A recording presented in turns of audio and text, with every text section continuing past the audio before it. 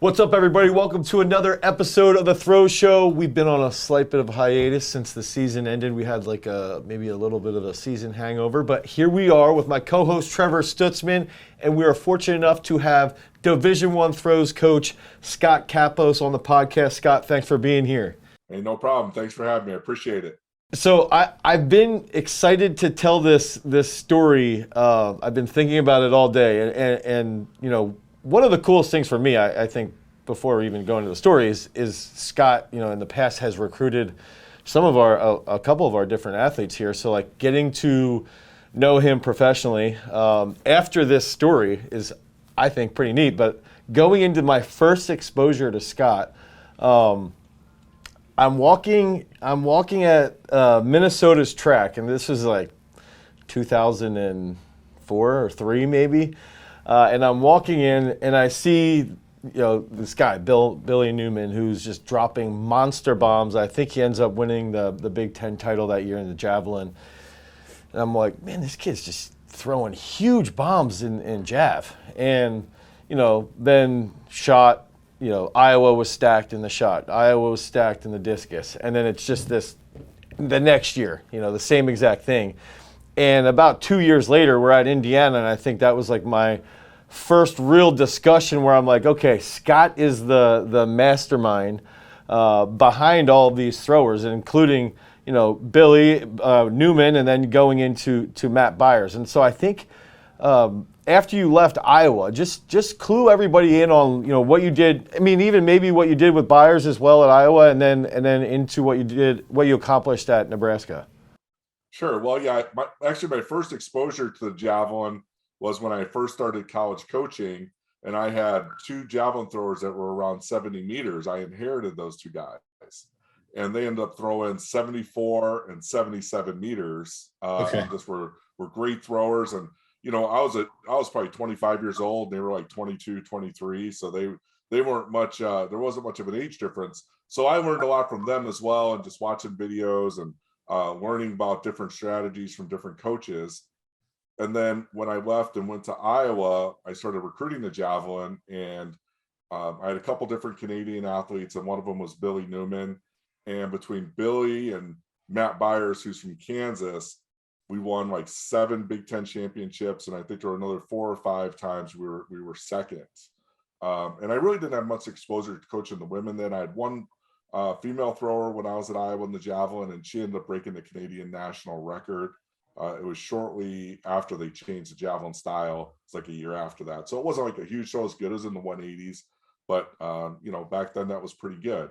Right. And then So after that, I moved to the University of Nebraska, and all of a sudden we had a lot of success in the women's javelin. We had a couple athletes that were already there. One was Sarah Firestone from Pennsylvania, and Sarah ended up breaking the school record and winning the Big Ten and being a multiple-time All-American. And then we brought in a few other athletes, Brittany Walzak, who's in a lot of videos, and our new coaching course, and a few other throwers. And we ended up winning. The Nebraska athletes won 5 of the last 6 individual Big Ten titles. There was one girl from Minnesota who won 2 in there, but we won the lot. We were there all the time, either first or second, 5 first. Also, we had 4 different girls placed in the top 3 recently. And then we had more girls than anybody else in the country throw over 170. And we had a national champion in there, from a junior national champion. She threw 140 feet in high school and ended up beating girls that were throwing over 170 to win the U.S. Junior Championships and go to the Pan Am Games. And then Brittany was a Canadian junior record holder as well. She won Big Ten titles. And we had another girl that was a walk-on.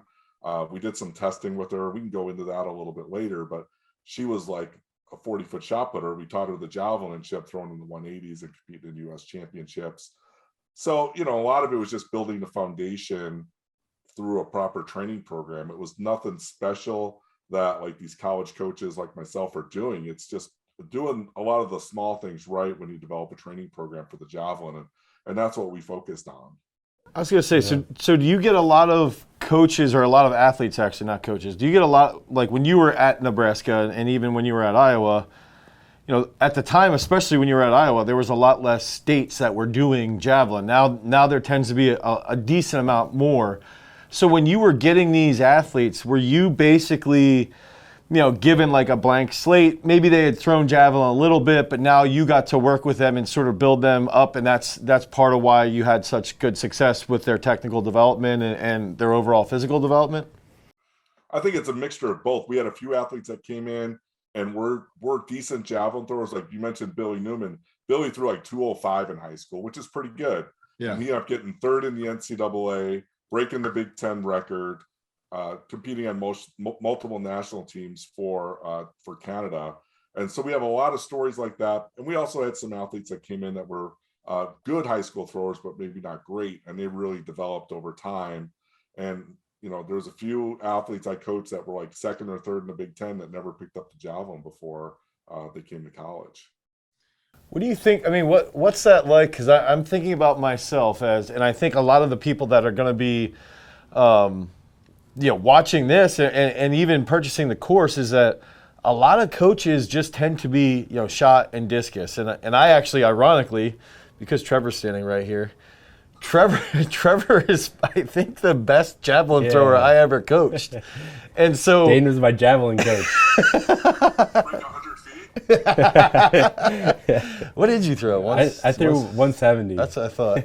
So I think when Trevor was throwing, I was probably that same age, like 25 or 26. I sort of had like a little chip on my shoulder. Like I had no idea what I was doing, but at least I could try to get this kid to throw 170 feet. And I wanted to ask that. Is it like, I guess instead of the ego question, my ego question was going to be, how happy as a shot putter was it for you to see your javelin guys throwing far? But also, what could you take as a newbie coach?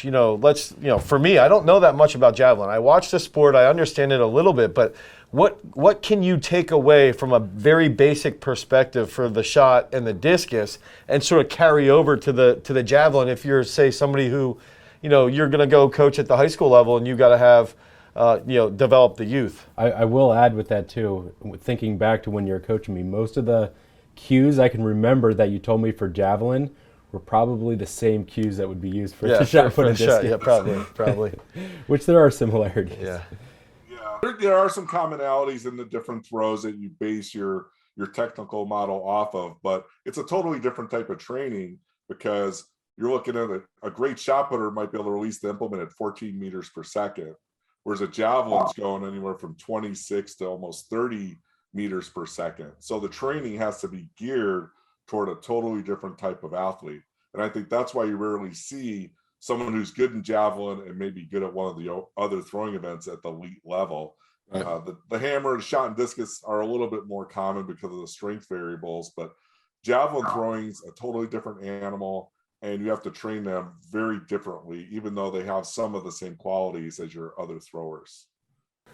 So what would you say then if let's say hypothetically, you get somebody who comes in and they're gonna sit down. They're gonna sit down, pay you, and they're like, Scott, give me two like remedial drills that I could start with to really work on, or maybe two drills that we could work on, and then two other areas to improve, like to make sure their shoulder stays healthy, because I do think that's another concern, is that a lot of coaches sort of shy away from it because they're worried about hurting a shoulder or an elbow. So I guess, what could be like one or two really key drills and then one or two like key things that they could do in the weight room to really develop a good foundation? Well, when I train throwers, no matter if it's the shot put, the discus, the javelin, the hammer, we kind of take both ends of the throw and we start with both ends and we kind of merge in the middle. So we would do with the beginning javelin thrower, we would teach them a lot of running mechanics with the actual javelin. Okay. So when you go through like your dynamic warm-up drills, you can actually use a javelin for a lot of those. You can do right hand, left hand, doing your high knees, your butt kicks, your skips, all those different types of movements you can do with an actual javelin in your hand. So they're getting used to the javelin. And then for beginning throwers, we would do a lot of work just throwing in the grass with a straight arm, both feet together, one-step throws, three-step throws. I'm more of an odd person with throwing steps. I like 1, 3, 5s, those kinds of things. So we don't do like 2 steps usually. And we try to mimic the mechanics of the actual javelin throw. So we start with a lot of just simple, basic throws to get the mechanics down. We're teaching running drills at the same time. So those are kind of the two things we want to focus on with our throwers. We're developing both ends. And you don't necessarily need to do those on the same day. That's one of the great things about the javelin. You can train specifically every day. You can't throw every day like you can in some of the other throwing events, but you probably throw like 3 days a week, maybe a fourth day once they're a little more seasoned with some more ball throws. But with the running, you can do that kind of stuff almost every day. So if you train your athletes like on a high intensity versus low intensity day, high neural day, you do a lot of the throws and the high neural work on one day, and then you do the assistance work and the javelin running specific stuff on the other day. And that's where you can do a lot of the shoulder remedial work, because you need a lot of flexibility to throw the javelin well, and you need very good shoulder strength. And so those are things you can focus on frequently when you're throwing at lower intensity. If you're doing the higher intensity work that develops shoulders, it's like overhead jerks, those kinds of things, then you want to have those on the same day as your throwing day. Okay. Yeah. So I have a question. What would you say, like, let's say a high schooler, you're recruiting a high schooler, they come in their freshman year, you're analyzing them, and what would you say are like the top two things that you wish they would have done when they were in high school? Like whether it was something they would do more of or maybe something they'd do less of when they were training in high school. Well, I think it's a common mistake with high school coaches to have their athletes throw almost every day in the javelin. That's a huge mistake, huge problem.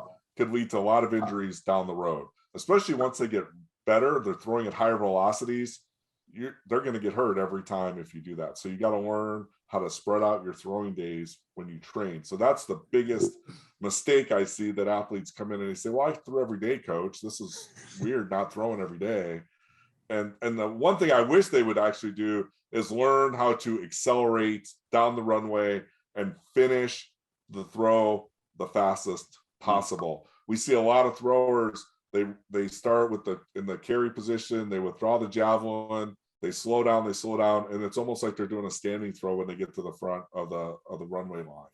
And that drives me crazy. So you have to redevelop those movement patterns.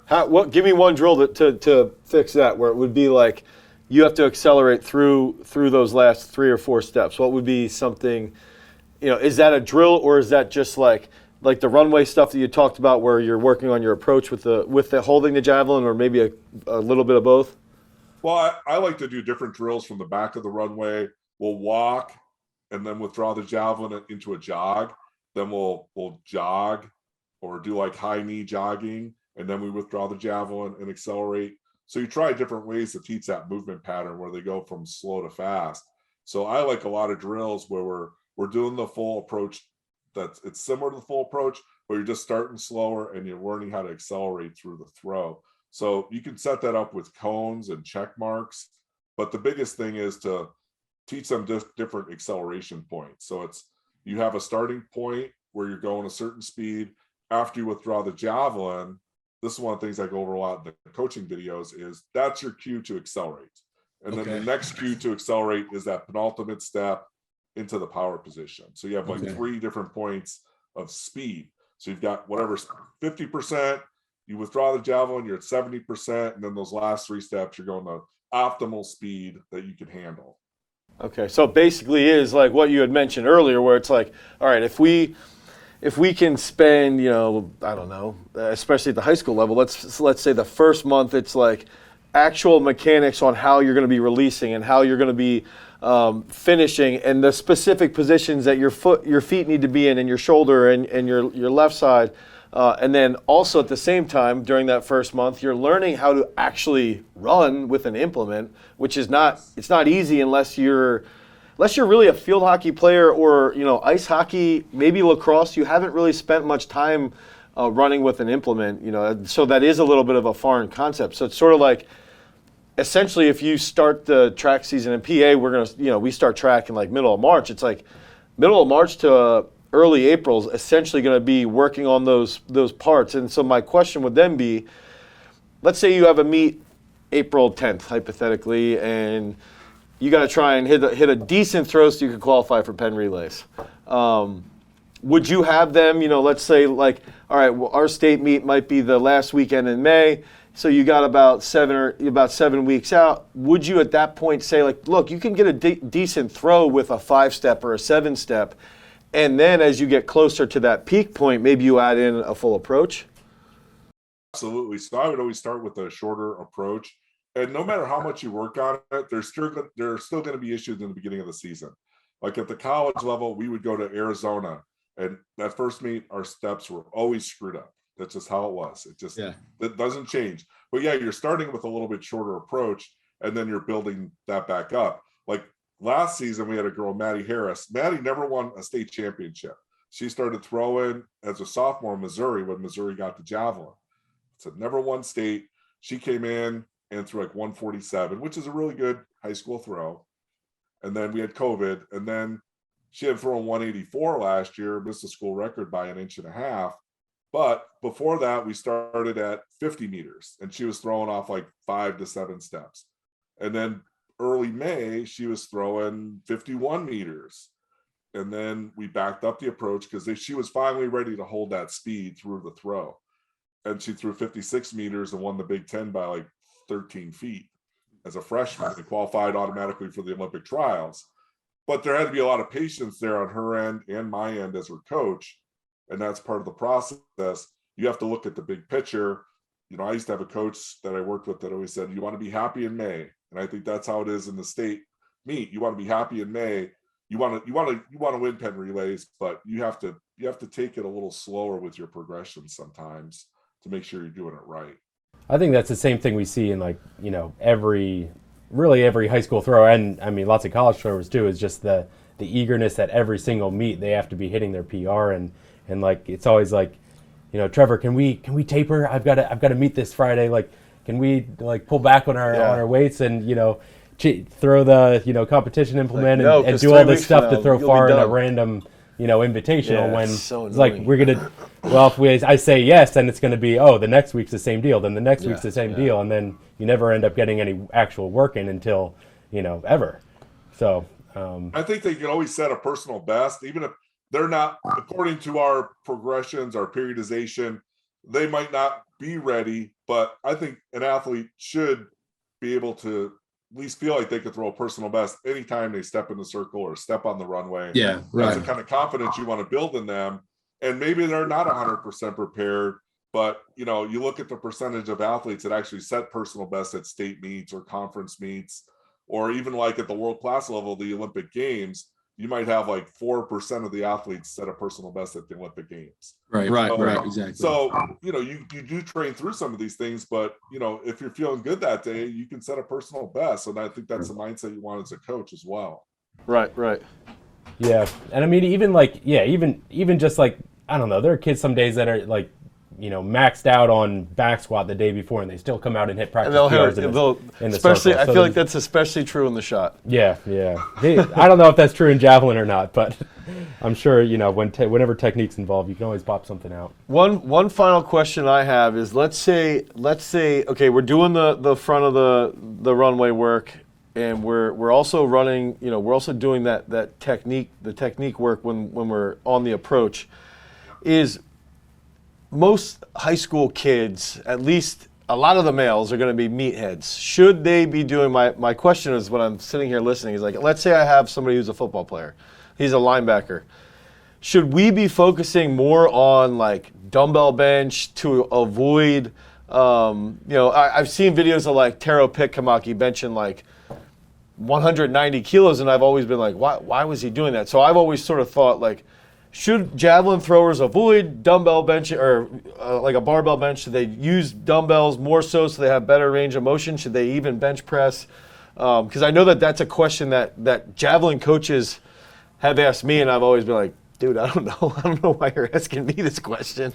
But I think it's like an actual practical high school question, is like, dude, some of these kids are playing other sports, or they just want to, they might be training for a combine or something. And it's like, how do you deal with that? And is it okay for them to even do a bench press, I guess?